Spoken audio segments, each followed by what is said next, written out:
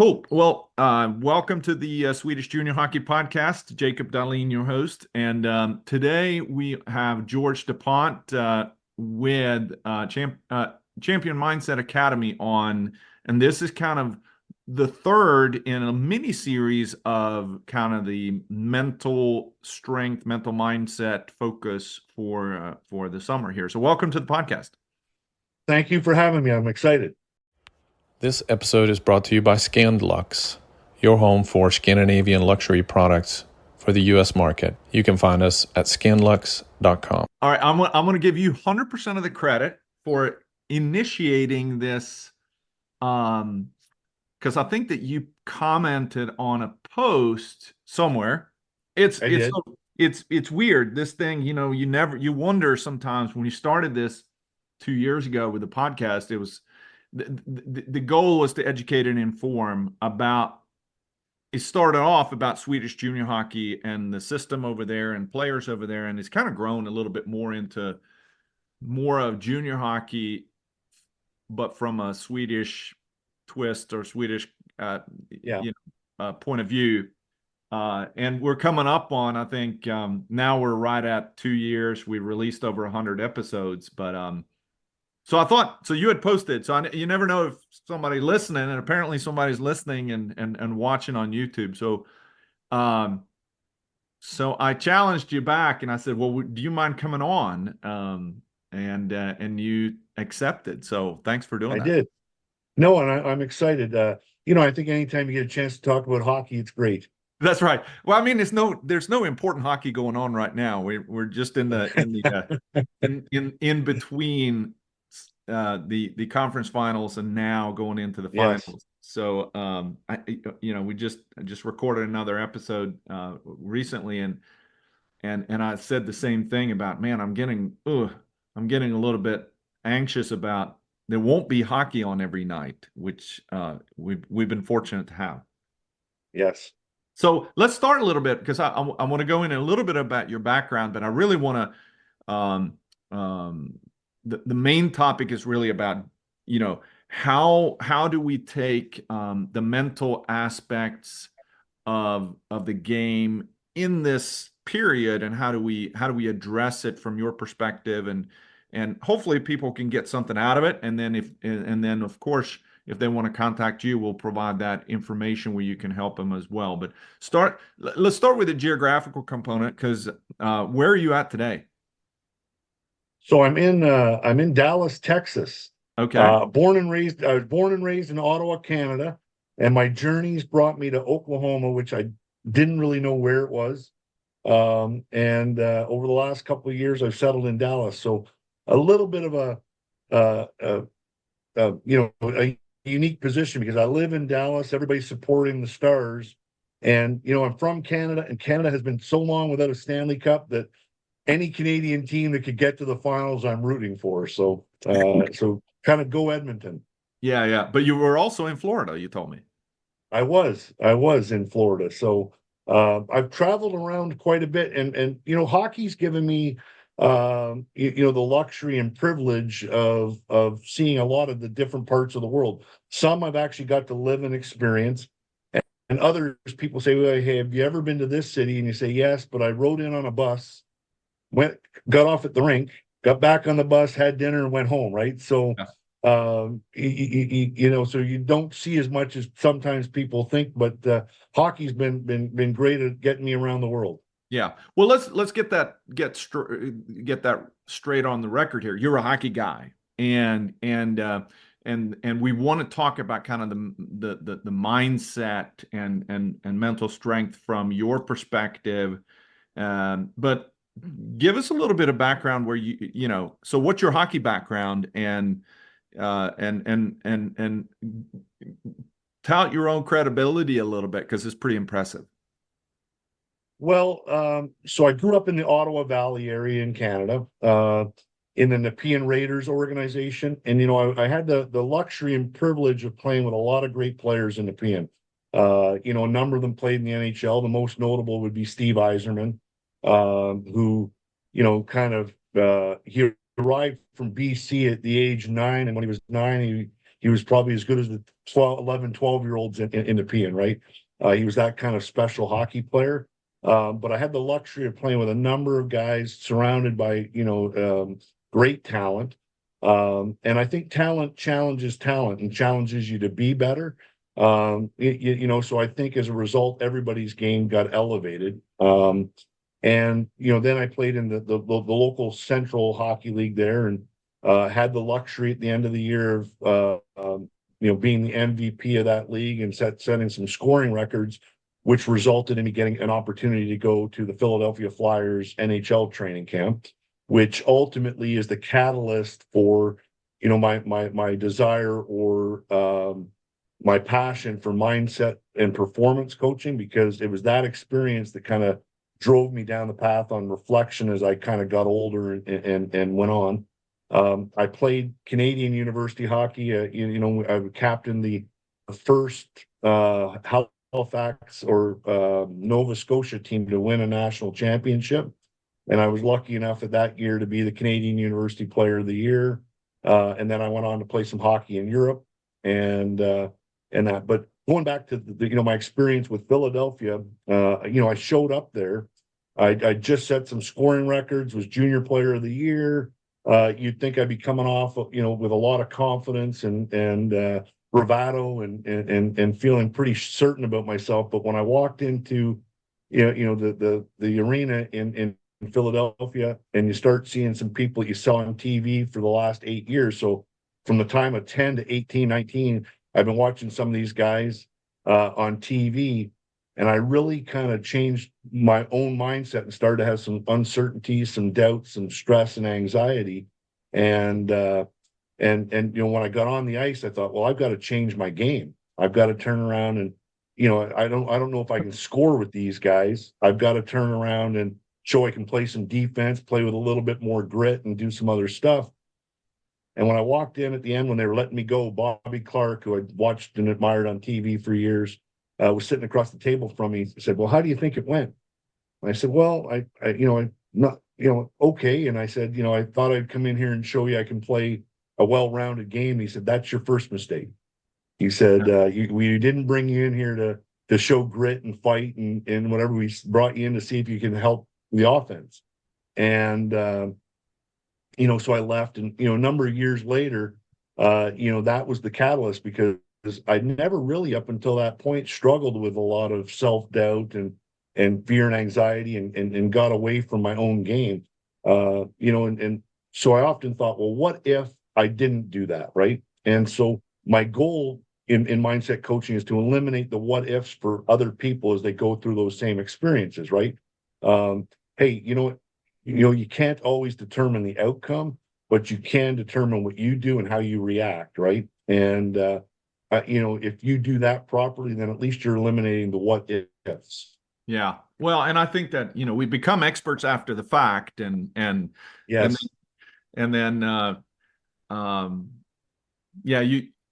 it's inevitable that you look back and you have like, man, I wish I would have, or I wish I could have. But that's part of the journey too. I just pulled you up here on, normally I have this already up. So I while you were talking, I was pulling it up on League Prospects. So would you describe, so if we're just looking at it from a stats perspective, you got some that have got 300 PIMs and stuff in the, and certainly I think that if we look at your role, it probably changed a little bit, but you're a scorer, or you were a scorer at the time. Really, everywhere I played, I was either the top scorer on the team, or one of the top scorers on the team. Actually, really from probably the age of bantam on, or midget on, I believe with every year, with the exception maybe one, I led my team in scoring. And I did have a competitive edge in me that sometimes probably wasn't wasn't necessarily the most advantageous, but I also think it's what drove me to score goals, right? But I also, as you're probably looking and smiling a little bit, noticed that I had some penalty minutes as well. Well, yeah, that's what I was. So let's take this one, because you normally don't see both, right? Or not always, but let's take the last year. This must have been your last year of juniors, 86, 87, Pembroke, CJHL, which is now CCHL, Yes. Yeah. in there in the junior A, and 51 games, 178 points, not too bad. 59 goals and 119 assists. So you guys must have had a power line, but also 152 PIMs. So Yeah, and you must actually have had that a ball of fun that year. well, I was very, very competitive. I didn't, I didn't like losing battles and stuff. And I really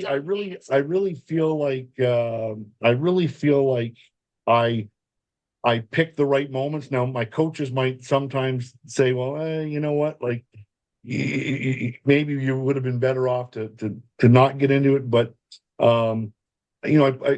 there's a way you play.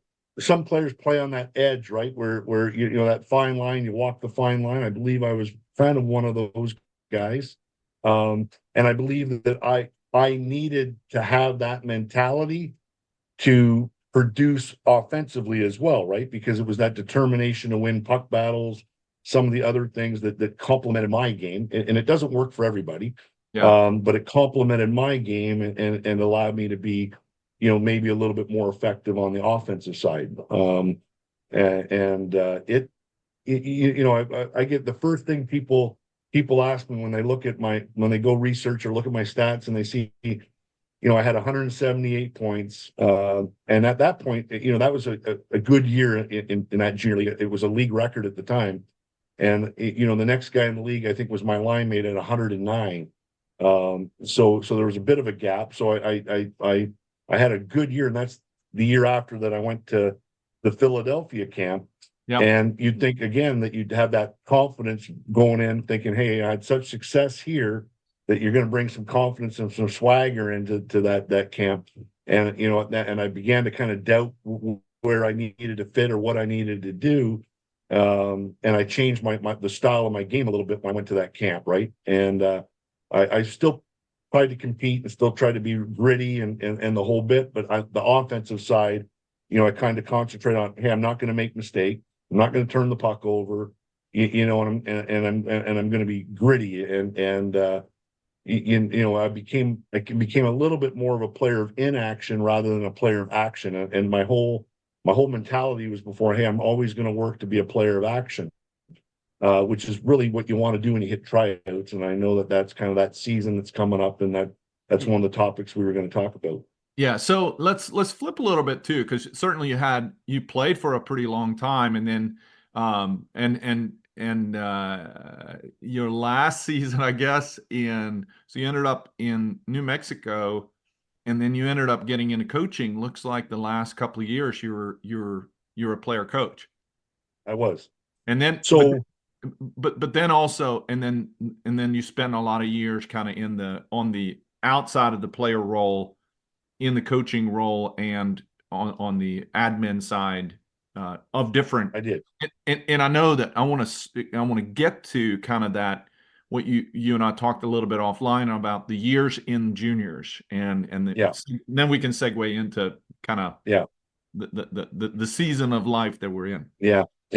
Well, actually, a funny story, because when I ended up in New Mexico, it was Gary Unger. I don't know if you remember Gary Unger. He had set the Ironman record in the NHL previously, but Gary coached in Tulsa when I was in Oklahoma City. And when he made the move from Tulsa to New Mexico, he offered me a position to be his player assistant coach. And but when Gary left the NHL, he was the first NHL player to go play hockey in Britain. And he played for Peterborough.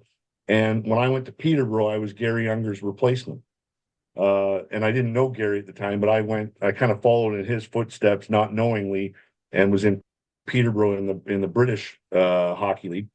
And I kind of replaced him. So, years later, the connection came, and Gary and I got to know each other quite well in New Mexico. Nice. So, all right. So certainly, we could talk for hours about your credibility. And look, you're a hockey guy, and The other part is that you're from Canada and I'm from Sweden, and so that makes us qualified, right? But Of course, two best hockey countries in the world, right? well, and let's talk about that as a twist a little bit, because different mindsets, different background, different mindsets, different experiences, and different perspectives. And here's the thing I want to when we were talking about, since this podcast is about junior hockey and the season that we're in, we're recording this early June. So whether you are in Canada or the US, we have a lot of European listeners that are when they're looking at, in the Swedish system, junior players right now have committed to a team and they're doing preseason practices, off ice practices. They're probably not on ice. And then sometime in August, they will have with their team, they will be, the people that they are in off ice with now that has signed with the team is going to be the people that start the season, and most likely will be the people that will end the season with. Yeah. And those guys are coming over. So take and the junior system is a little bit different in age, because they may have now finished up so you take the 05 player that has now one more season of juniors in Sweden. Yeah. They have 2 more years of juniors in North America, but they have finished their educational side. So there's this pivotal time period. So take the 2005 birth year. They're 19 years old. They can stay in Sweden and play juniors for 1 more year. Yeah. And what a lot of the 05s are looking at is, okay, I've gotten these, I'm going to some showcases, and I'm thinking about going to US, because they're pretty much locked out of Canada. Take the CCHL. You're not eligible to play typically unless you have been in the Canada or the US for a number of years in prep school and so on. So they made rules to the point where they're making transfers or bringing in people a little bit more difficult. So you have to concentrate on your local markets in most leagues now. Yeah. But now with the people, with the leagues that are leaving Hockey Canada, started with BCHL last year. So now BCHL players, they can have Euros in there. And now there's I think it was the VIJHL, which is going to be kind of a feeder for the BCHL, and BC are opening up. And there's rumors that the Gouge in Ontario will be going to allow imports. And I get emails all the time about, I hear rumors and blah, blah, blah. Most likely for this fall season, nothing's going to change. There's not going to be Euros in Canada other than those 2 leagues. However, in US, you have tier 1, tier 2, tier 3, and they're all allowing imports. So there's a lot of opportunity. But here's the big difference, and this is what I want to talk about with mental mindset. The big difference in Sweden is that you're on the team. You're on the team. You're not sweating it. You may be sweating, hey, can I now perform when I get there, and the evaluations and making an impact. But if you're coming over and you're trying to make an all team, or you're trying to make the BCHL or the USHL, you may be highly recruited, or you're being, we want you over here, but we just recorded an episode where we talked about going to the main camp. Yeah. And there's 200 kids that are over there. Yeah. Versus what they're used to, 25. And and you're in a new place, and you don't know anybody, so there's also all these other added stresses too, right? Yep.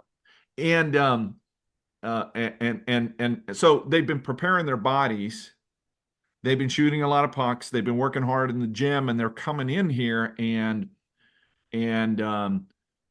so how important, since you've been there on the junior side, so let's talk. Let's go back there, and so we can have some context too. When you were in Milton, which was So I'm not familiar with OPJH. So it's the Ontario Provincial Junior Hockey League, right? So it's basically the OJHL now. Okay.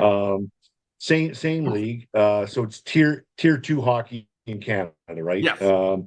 And these are kids that are aspiring. Most of them are aspiring to go to NCAA. Yeah, occasionally we had kids that were aspiring to make the next step into the OHL, right? They just got drafted. They were young. They were, at 17, they were trying to play in the OHL, but that's kind of that level of hockey there. Yep. But so you've coached at that level, and these kids, and they're 17 to 20-year-olds, and they're coming in. A little bit different in Canada because they tend to, even today when you're doing these kind of ID camps, prospect camps, or main camps and training camps in Canada, they don't have 200 kids there. It's small. Although camps are getting bigger because it's a bit of a revenue generator for the teams as well, right? So depending on what camp you end up at or what stage you end up at, so they all have these ID camps now that are like 8 teams. And they're walking around, they're trying to watch 160 players on the ice at the same time.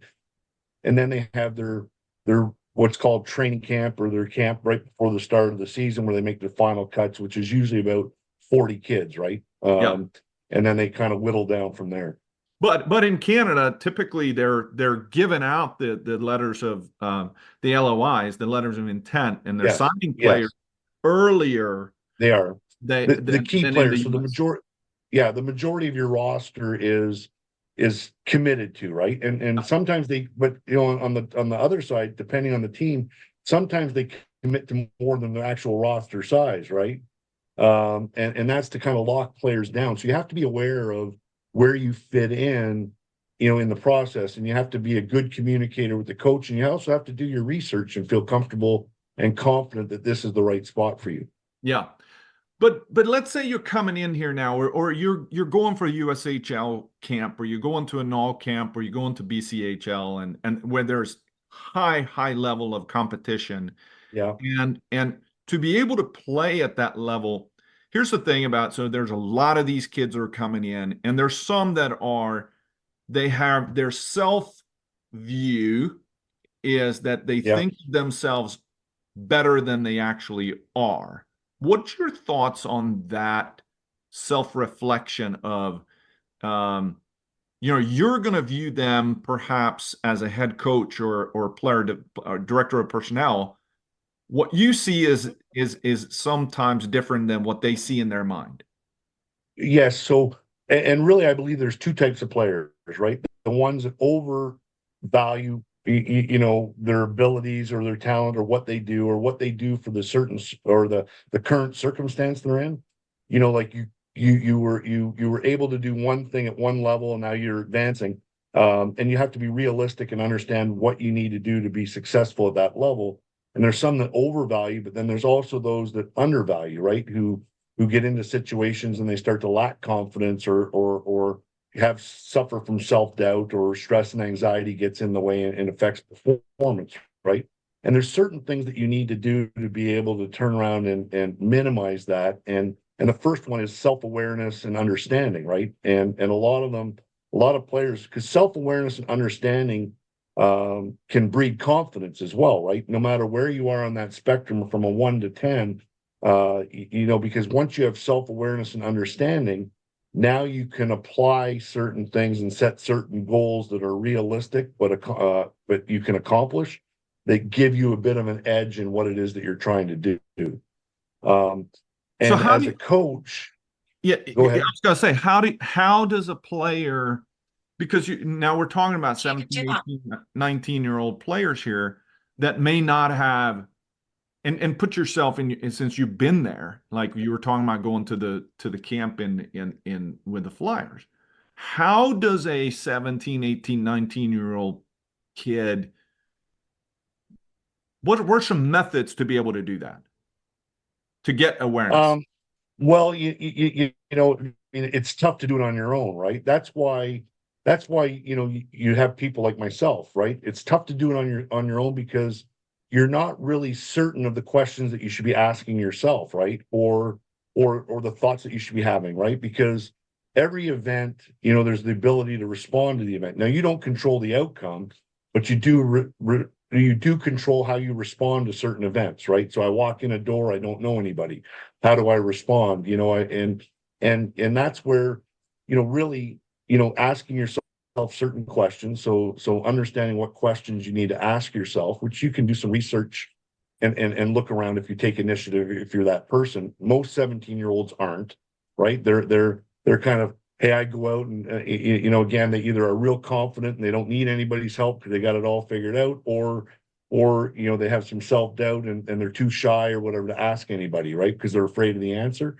You know, but that's where you know, you kind of seek out guidance and learn to not be afraid of the answer that you're going to get, right? And you know, so you've got to be prepared to hear whatever it is somebody's going to give you, and then look at that as a learning opportunity rather than criticism or whatever it is, right? So I'm going to ask you a question, and I can hear praise, I can hear criticism, but what I've really got to be is ready for whatever it is you're going to tell me, and then take that and go, okay, take that information, go, how do I learn from that? And as a 17-year-old kid, that's pretty tough to do on your own, right? So most of them, you got to seek help or surround yourself with good people that are going to be able to do that for you, right? Previous coach, you ask questions. Hey, coach, I'm now going to the next level. What is it that I need to do? And somebody that you trust, right? Because that trust relationship is important, right? So previous coach, a parent, you know, sometimes even a good friend, right? Hey, you know what? I want you to be honest with me, right? Here's what I'm doing. What do you think, right? And then be prepared for that information, and then work with that information the best you can to control the things that you can control. So what are the issues that you see, or the common issues? Because I'm sure that through the years you've seen problems with that, right?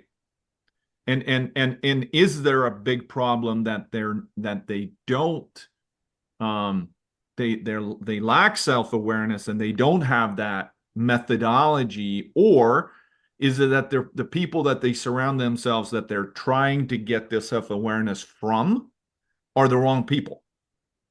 Well, I think it's a combination, right? You know, a lot of parents are you know, either hard on their kid or you know, the parents are the same thing. They're really either really hard and critical because they're always demanding more, or they're too lenient and always praising and don't give the proper feedback. And it's a tough thing for a parent, right? Because you look at your kid and you're like, there's that fine line of, okay, what kind of advice am I going to give him? You know, I want him to be happy. I want him to enjoy. I don't want to ruin his confidence. So there's that fine line that you always walk. And you know, the most important thing again is back to surrounding yourself in self-awareness. And if I'm looking at kids that walk into a camp, and of course you have the ones that naturally have a little bit of that in them, right? And then you have that's the top 10%, 15%, and then you got everybody else, right? And you have a lot of people that are more gifted, more skilled, more talented, who don't succeed based on their mindset walking in, right? It's the same experience that I had in the Philadelphia Flyers camp, where I began to doubt what I did. I lacked awareness of what it was or why I was there. Every time you're invited to a camp, a coach has an idea. I'm inviting you to a camp, or I'm saying you come to my camp because this is what I think you can do for my team, right? And then they're going to judge your character and they're going to judge your performance. And if you lack a little bit of that self-awareness, you know, I mean, you know, you're going to change your style. You're going to try and do too much. You're going to back off and not try and make mistakes. You're going to lose some of that initiative. Or you walk around and don't interact well with the people around you. Those are some key indicators to coaches that those are problems, right? And a 17-year-old needs to have somebody around that they can trust to figure some of that stuff out, right? And ask themselves the questions. Okay, what is it that I do well? Why am I passionate about hockey? Why do I want to play hockey? And once you start to develop those things and start to understand it, then you can start to process. And the process is really the most important thing, because you control everything that's in your process. You don't control the outcome, because the outcome is influenced by the other players around you and the coaches and everything else, but you control the process. You control, okay, what's my meal going to be at night? What time am I going to bed? Am I going to be rested? Do I know what I have to do in the morning when I get to the rink, right? Do I know where I report? All these things that you can control, and the more information you have, the better you're going to be when it comes time to step on the ice, right? Yeah. Process and routine creates comfort, and comfort creates confidence. And you need to also understand things and have that self-awareness, right? And most kids won't ask the question. What do I need to do to improve, right? Or what do I need to do to get better? And most kids aren't necessarily ready for the response. So they need encouragement, right? And by listening even to a podcast like this, hopefully it enlightens someone, whether it's a parent, a child, or a coach, where it's a parent, child, or a coach, and have them turn around and this podcast enlightens them to the point where they're going to ask somebody, hey, that's something that I need to do. Now they get it and take the initiative. So what we're talking about here is really kind of, there's a delta between where they are and where they could be. So what we're talking about here is like optimizing their potential. How big, so if we were to quantify, and with your experience, and I'm not saying like to quantify it exactly, but how big is the impact, or how big is the delta, the difference between where they are and where they could be from a mental, you can optimize your performance because you can work out really hard. You can get better sleep. You can fuel your body. You can really work on your shot. You can work on power skating and all these things. But the mental side of it, if we silo the mental side of it, how big of a delta, how would you describe that delta? Really, you're looking at about an 80% change, right? So, and it's huge, right? So when you go to a rink and you watch 5 to 7-year-olds play, there's always the one kid that grabs the puck and skates through everybody, right? He skates faster. He's developed a little bit quicker. He's stronger. He's more physically ready. That gap continues to marginalize all the way through, right? And as you go, there's a pyramid, and you're eliminating certain people. So the physical gap and the talent gap becomes narrower and narrower as you move through different levels, right? As I go from 14-year-old hockey to 15-year-old hockey, the people around me are starting to now mature. They're gaining muscle, they're gaining strength, they've worked on their skills. If you go watch kids play hockey, just in one scrimmage, just from a skill standpoint, as they get older, that gap becomes like closer and closer. When I played professional hockey, I played in the Central Hockey League. I skated every summer with NHL guys. And if you were upstairs watching, you wouldn't necessarily be able to take everybody who was on the ice and say, that's the NHL guy, that's the Central Hockey League guy, that's the East Coast Hockey League guy, that's the American Hockey League guy. You wouldn't have been able to do it. The gap then becomes mental. Your most talented players in any level, once you get into pro, college, junior hockey, it's not that they're so much physically better than everybody else, right? If you took them out and did a run test and you did push-ups and they're not the guys at the top of the list, right? So what separates them? Yep. Right. So what separates them is their ability to be resilient, their ability to remain focused, their ability to learn from mistakes, their ability to play with confidence and all these things that you say, well, hey, that's an intangible because they're not measurable. But that's the difference, right? And the difference between levels is, how do you handle making a mistake? Do you kind of fold and get more conservative, or do you become more passionate, more aggressive, and work on trying to become more successful? So as a coach, so take your junior coach, and also now as your mentor coach, how much of what you just talked about is observable?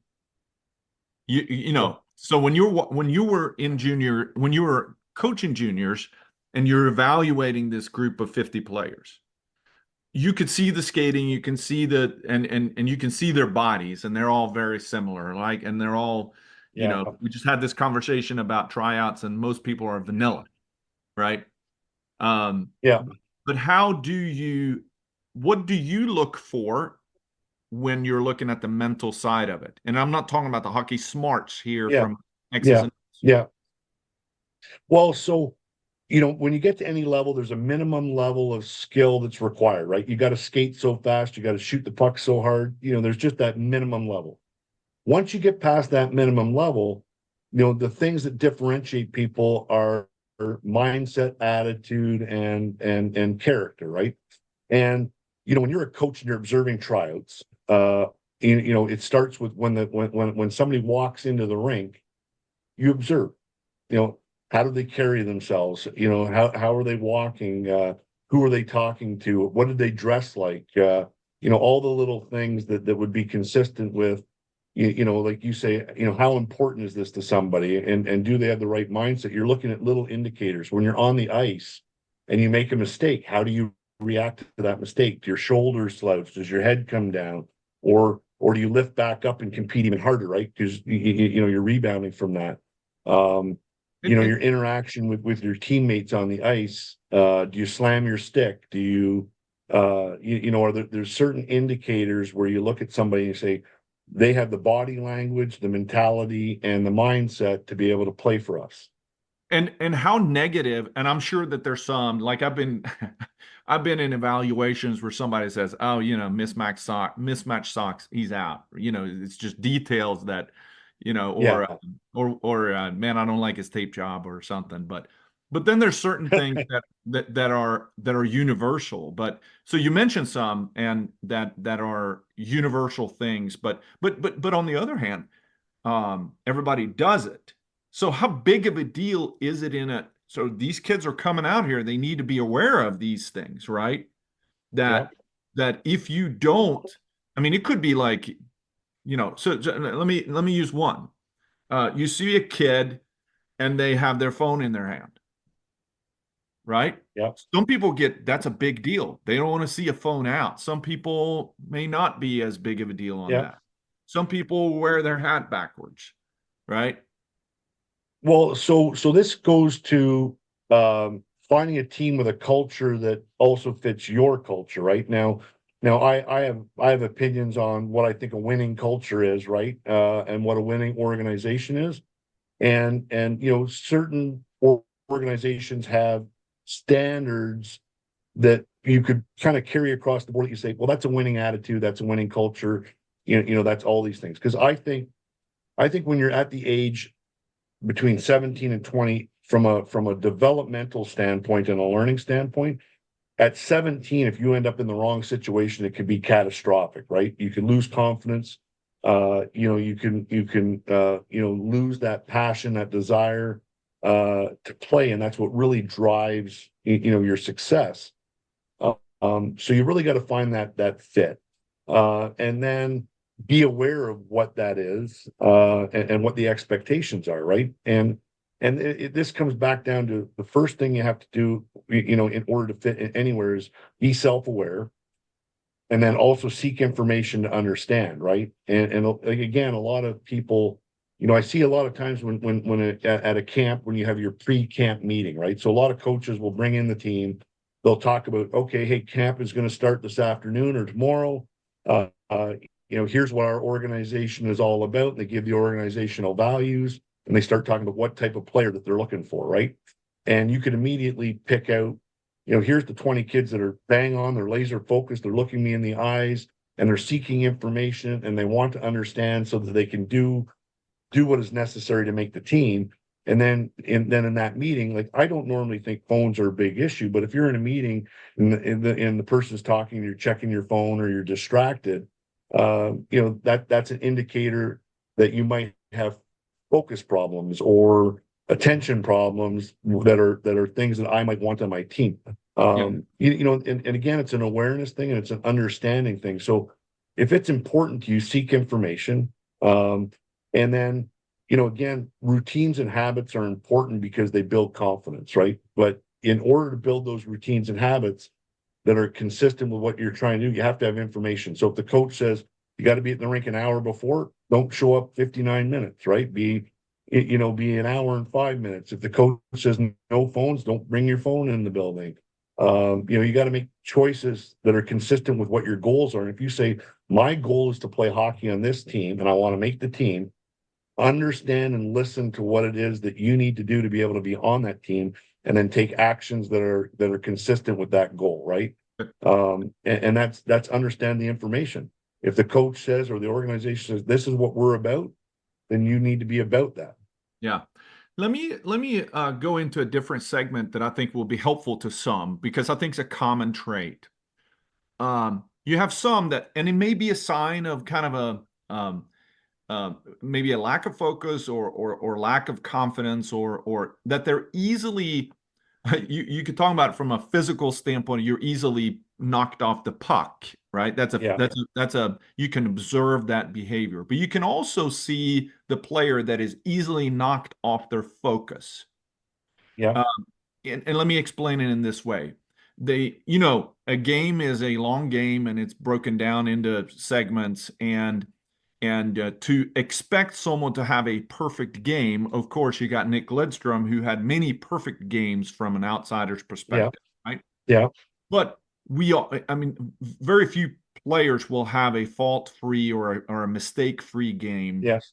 But there's some that takes, and they make they may go out and make the first shift and they throw a pizza up the middle, and then that sets the tone, and they just go, Yeah. And they're fair weather sailors, that as long as you're winning, and then everything's good. But the first moment of adversity, they tend to choke, or they meant. So how do you make an impact for that player that has a hard time, or is it they often get you see their shoulders droop, you see they show the disappointment, all these kind of behaviors that are very common. And how much can you impact I heard someone was talking about, like, when we were talking about the easy button or the reset button, or it's actually physically getting into a mental imagery, a mental mindset of, okay, that was not a good shift, or we just got scored on. I made a mistake. I just got rounded and I missed the poke, or I pinched wrong, or whatever, right? How do you get in a habit of or can you train that mental reset process from a process standpoint? So 100% you can, right? And if you think about it, right? So just going back to some of the things you mentioned, in the NHL, the players that turn the puck over the most are generally in the top 20 in scoring. So they make more mistakes than everybody else, but they also accomplish something. So they're action oriented, and they're going to continue that. And when you want to talk about what you're just talking about, the difference between great players and good players really comes down to their consistency. I mean, you've been at games, I'm sure we've all been at games where, we see a player who's generally in the middle of the lineup, and one night he's the best player on the ice. And what you don't normally see, though, is a player who's the best player on the team drop from best to middle or bottom, right? He's generally always in that top five. So the difference between those players is consistency. And what establishes consistency from shift to shift, from game to game, is mindset, right? They don't let mistakes get to them. They remain focused, they remain committed, they remain determined, they remain targeted on what it is that they're trying to accomplish. And the player who has those ebbs and flows, like, hey, I have a great game or a great shift, and then I follow it up with one that's not so great, and it takes me a little bit of time to recover, and I get back up here, is somebody who struggles with again, that self-doubt, that confidence, that focus. And there's little exercises and techniques that the best players use, and some of them don't know that they use it. They kind of naturally developed it when they were younger, and others need to be taught it. And you can teach mindset, right? So again, you have an event, you have a response. I turn the puck over, I make a mistake, the guy goes down and scores. I can either shrug my shoulders and be let down, and now I'm going to play back off hockey, which means hey, I'm not going to make the mistake, so I'm going to back off and play conservative. So I'm not really involved in the play. I'm not really making anything happen. And at some point you become not noticeable anymore, because not only are you not making mistakes, but you're also not doing anything productive, right? And you kind of tend to weigh off. So it all becomes what our response is, and we control our response, right? So you kind of teach somebody little techniques, right? So, okay, you've made a mistake. Okay, that's great. What did you learn from that mistake? And what's the learning? What is the thing you're going to learn out of that, right? And then stay in the present. So if I stay in the present and I stay focused, okay, I've learned this. I've made the mistake. I learned it. Now I'm here. I'm focused on my next shift, what I'm going to do my next shift, and what I'm going to do. And you already have decided, here's what I need to do this game. So now you got to get back to that. So you have a plan, and then you always got to get back to that plan, right? And I'm going to skate hard. I'm going to win one-on-one battles. I'm going to do, here's the things I'm going to do to be successful. And then you've always got to get back. Every shift, you're starting over. You could have a great shift, score a goal. The only shift that matters now is the next one. Yeah. Right. And you have to develop that mentality, because you have to live in the present. And the more you live in the present, the more consistent you're going to be and the better you're going to be. And there's breathing exercises, there's visualization, there's other things that help you kind of recover from those things. Part of the problem is great players have a natural tendency or been guided to handle stress and anxiety and some of the other things a little bit better. Other players, it affects the way that they respond and their action, right? So you try and teach them, okay, hey, when that happens, take a deep breath, reset, and you give them some form of resetting, which is, hey, I'm gonna give myself some power statement, like I can do this, or something that is the start of your reset, and then you move into, oh, now you visualize success. What could I have done differently? And now you visualize that same situation happening again, but you visualize a different outcome. And why is it a different outcome? Because you've learned from it and you've created a new result. And doing those things allows you to remain confident and continue to be a person of action rather than avoidance, right? Now, I always go into, you don't want to be a player of avoidance. I could go through the whole camp and not make a mistake, but if I don't do anything on the action side, I'm not making the team. Yeah. So let's move into this area, which is kind of the perfect segue of kind of like this aspect of you mentioned before, how hard it is to do that on your own, or Yes. how hard it is to the people that they seek themselves for the affirmation or for the, Yes. they could actually be part of the problem and not actually helping you, They right? can be. And Yes. it can be, I mean, how many times do we hear this in the car ride home as a youth hockey player, and that's what kills a player, is the car ride home, because of instead of it being psychologically enhancing, it's psychologically detrimental. Yes. So the need for, and because you're providing this as a profession, Yes.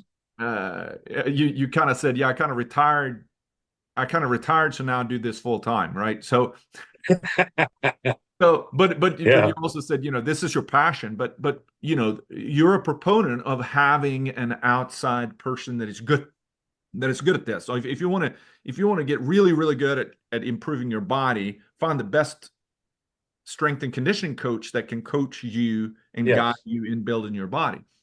So you're a proponent for having an outside person for this, and that's what you and your company, with Yes. Champion Mindset Academy does.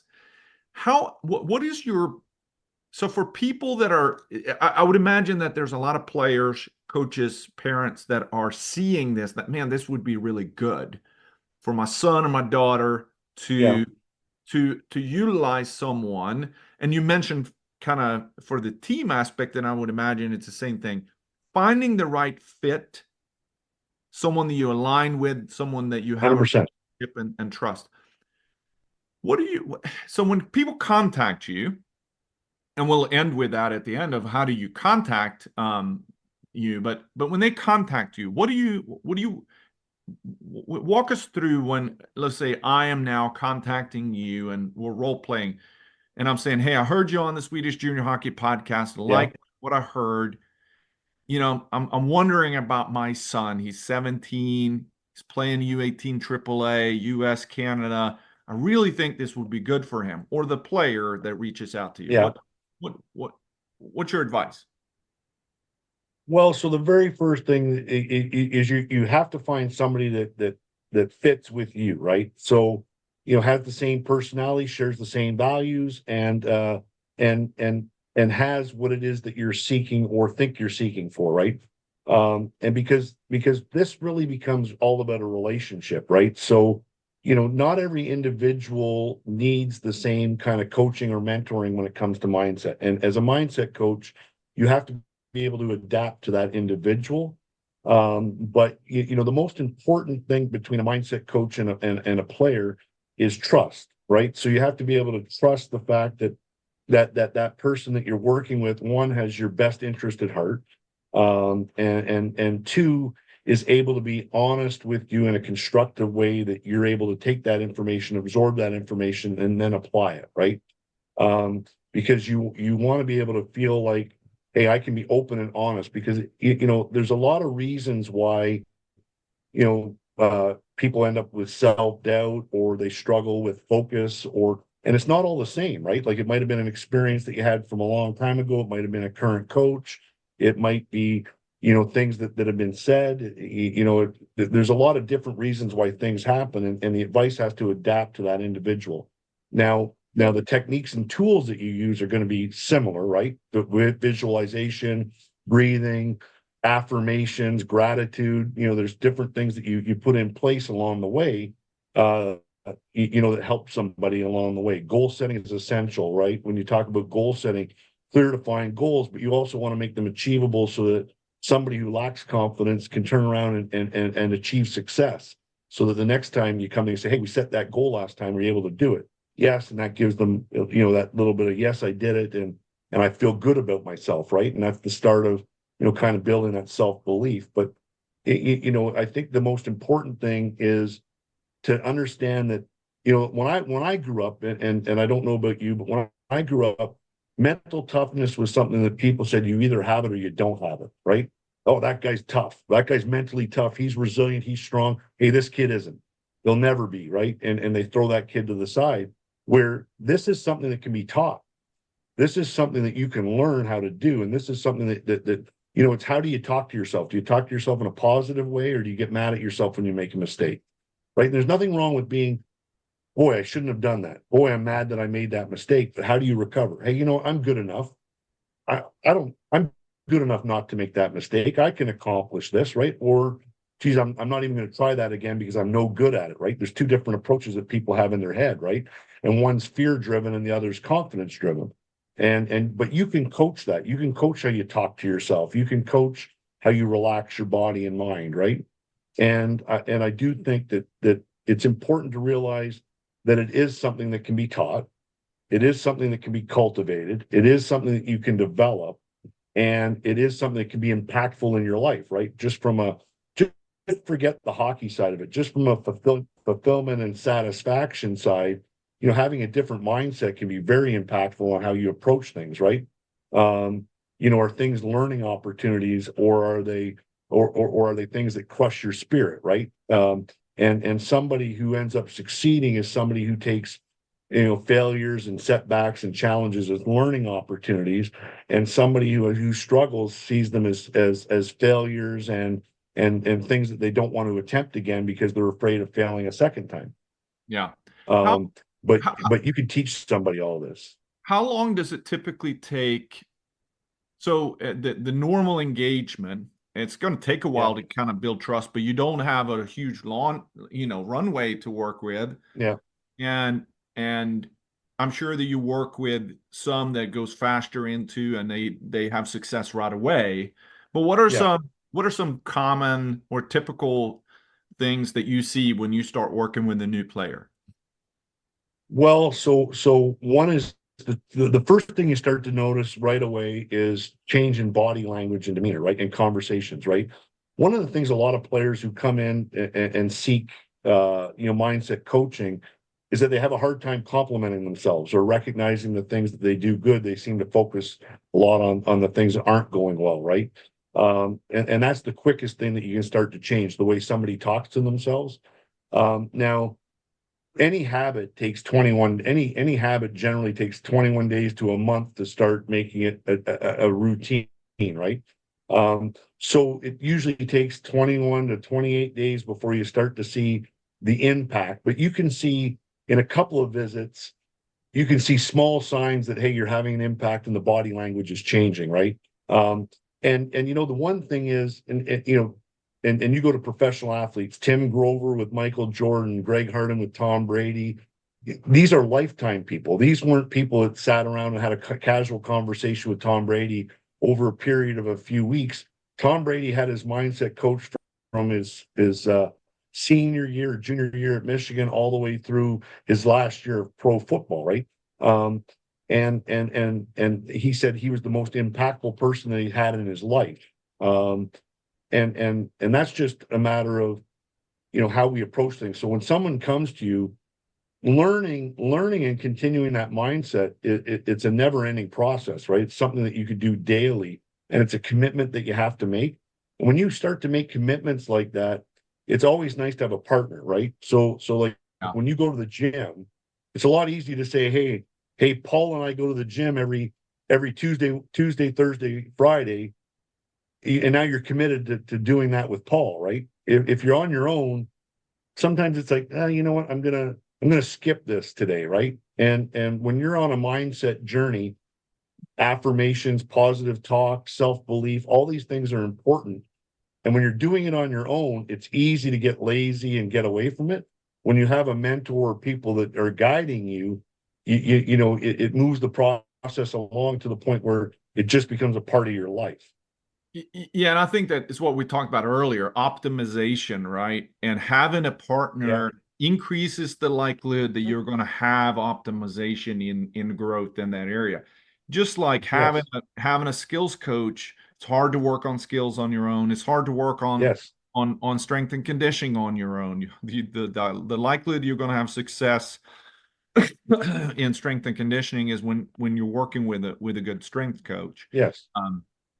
Because you're not always going to have days that you wake up and are good. Let's wrap this up in kind of what's the best way to reach you. You have the Champion Mindset Academy training. What is the URL for your website? So the website's the championmindsetacademy.com. That's the website. So it's the championmindsetacademy.com. And then my email is, which is a great way to get a hold of me too, and I do respond to emails relatively quickly, is gdupont@thechampionmindsetacademy.com. And you know, emails are usually about a day response, and you know, there are other forms and other information on the website. We're still upgrading our website, adding some different things, and we do have you know, some tools available for people. And obviously some courses and some other things that we put out there, you know, for people that maybe feel like, hey, I'm a do it myself kind of person. I'm going to try this on my own. I do believe that the support network that you surround yourself with is very important when you're trying to accomplish stuff like this. You know, when you say, hey, if I want to reach 100% of my potential, you know, it's easier to do it with a skills coach than it is to do it on your own. And it's the same thing with mindset development. Yep. And I think that's when you go to the website, there is you know, here's the things that we work on. And there's also a self-assessment, I think is a good one to kind of go through, right? Yeah. So you email for the self-assessment. We'll send you a self-assessment, which helps build awareness. It's a small assessment that we can give you. We get a little bit deeper if you become a client. But the initial one that's free is a 25 question self-assessment, and you answer questions on a scale, and it gives you, here's your current mindset, right? And with that current mindset, it tells you a little bit about where you're at and what you need to do. Yeah.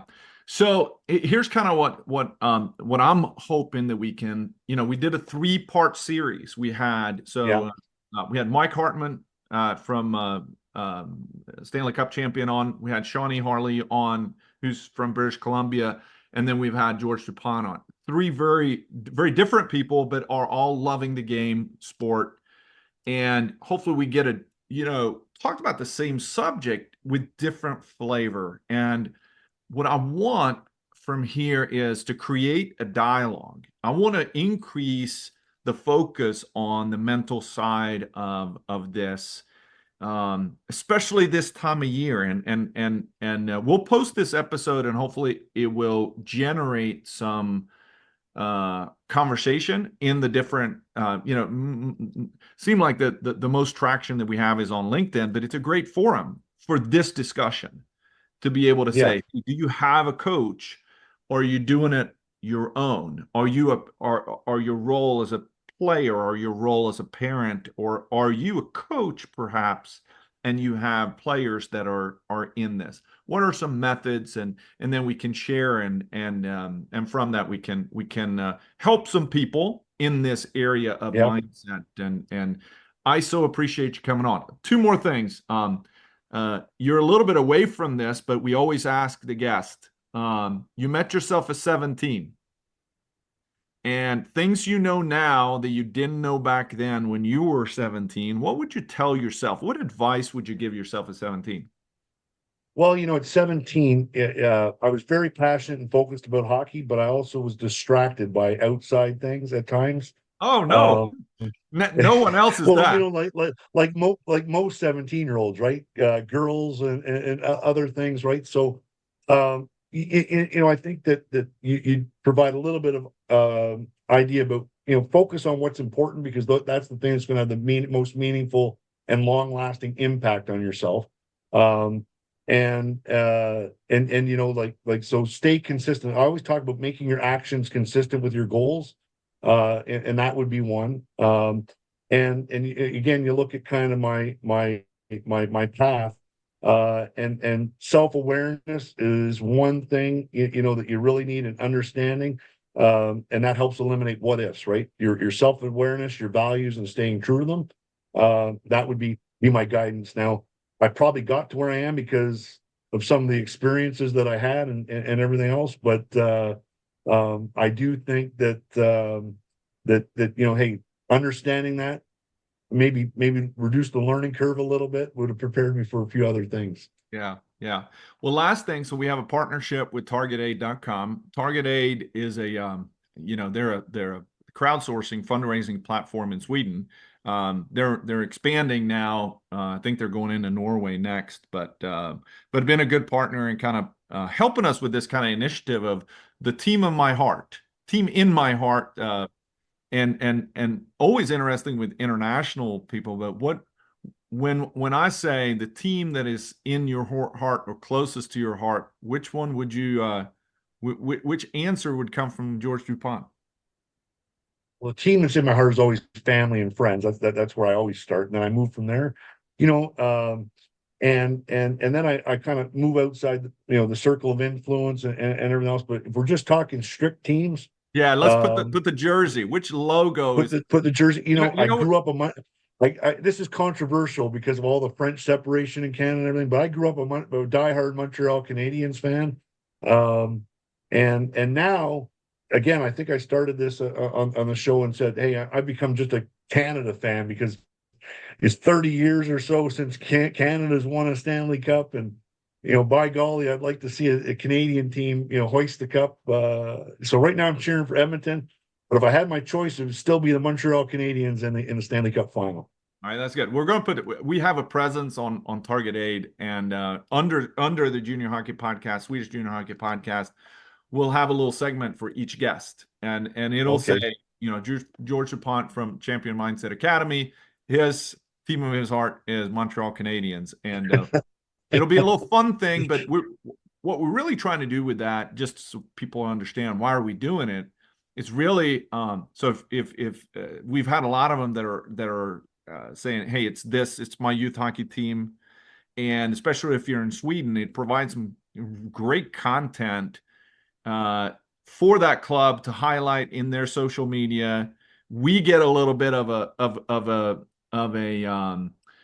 side attention because it's coming Yeah. from this, and they may never have heard of Swedish Junior Hockey Podcast, and hopefully people go in and visit. But it's really highlighting the story of, you know, I belong to this club. This is who I have on the wall, my Yeah. jersey on the wall, and I want you guys to know that that is my favorite club. That's kind of the initiative we have. Yeah. Just a good Well, good. hey, it's a hand-me-down because my son's now a Montreal Canadiens Oh, fan, and a few years ago for Christmas, got him an autographed Carey Price jersey, and that was the year that they actually ended up in the Stanley Cup Finals. So it was a big year for Montreal fans, but we're kind of on the rebound right now. But the future looks promising. well, they will always be a original six, and crazy people up there in French Canada, and so on. Thanks a bunch Yes. for coming on and being a good sport and talking about this fun subject of mindset, and we'll see where it goes. Let's get Yeah. some awareness going. Hey, thanks for having me. I really enjoyed the conversation. So. Yeah, thanks.